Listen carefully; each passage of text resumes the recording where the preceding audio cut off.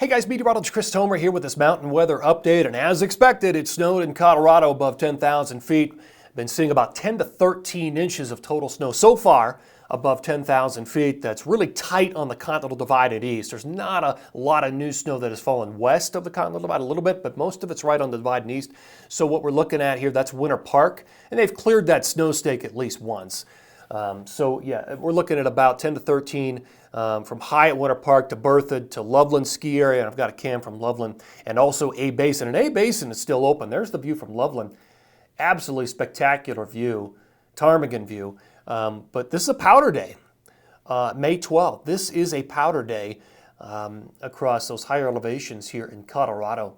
Let me show you radar. And I showed you this yesterday, but we're still seeing this incredible upslope flow, this orographic flow here. So look at all that moisture. And we've got incredibly heavy rain in Denver. Like, we had record amounts of rain here in the last 24 hours, 36 hours. But let me just show you the flow. So the area of low pressure is somewhere up in here. And the flow around it is like this. It's out of the northeast. It's driving this precip to the front range. And I showed you this yesterday. Let me take you in just a little bit closer. I showed you this yesterday, but the foothills are right in here. The high mountains are right in here. Summit County, Breckenridge right there. So there's Denver. What happens is that flow, that northeast flow comes in, hits the foothills, the terrain rises, forces the air to rise, and it rises all the way up to 14,000 or beyond sometimes. To the Continental Divide. Forces the air to rise, a lifting mechanism. We call that upslope flow here in Colorado. It's a feature. We have to have some sort of an easterly wind to create this. But that's why we've been getting this incredible amount of rain in Denver and the snow at higher elevations on May 11th and May 12th. That's an orographic, driven type of precipitation. Let me just show you what my bullet points are here moving forward. So there's our snow. We covered that. We picked up 4 to 6 inches of rain in Denver. Record amounts of rain. This was one of the rainiest days we have seen on record in Denver in the last 24 to 36 hours. I haven't personally seen this amount of rain since the floods of 2013, but that was in September.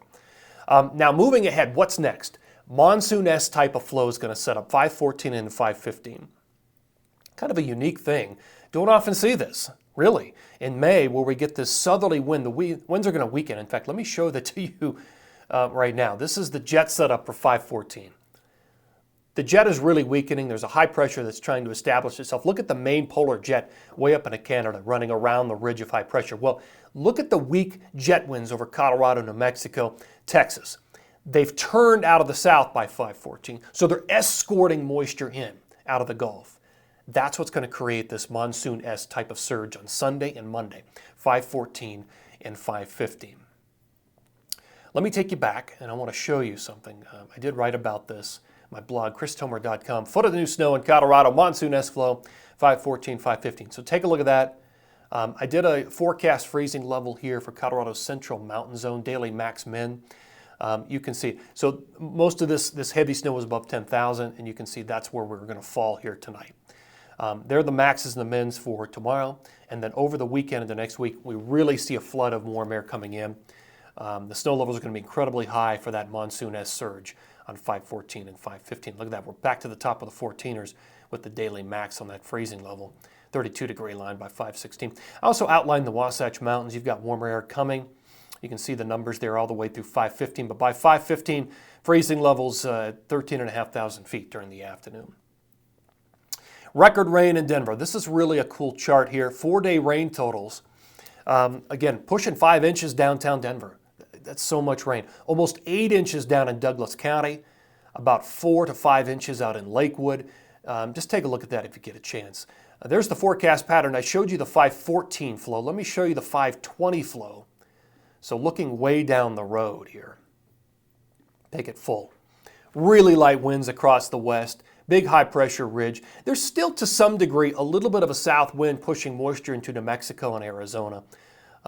So that's something that's even there by 520, but not as pronounced as 514 and 515. All right, back to this. I want to take you into forecast timing. Radar satellite, forecast radar satellite. So by Saturday, storms moving out of Colorado, still raining though in parts of Wyoming. Look at this flow coming on Sunday, Monday from the south. All that moisture streaming in from the south.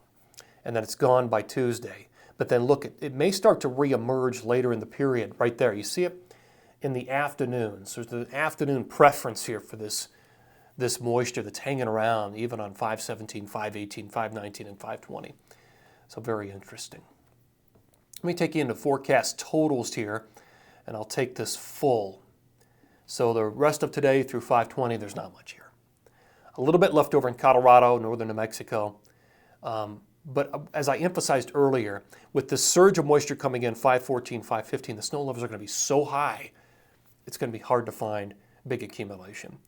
But that's it. I mean, once we get past about 515, it's just afternoon preference for these showers and thunderstorms that begin to pop up. And I just don't foresee a whole lot of new snow. So there you go, guys. Always appreciate you tuning in here on this Friday, May 12th. Take care. Have a good one.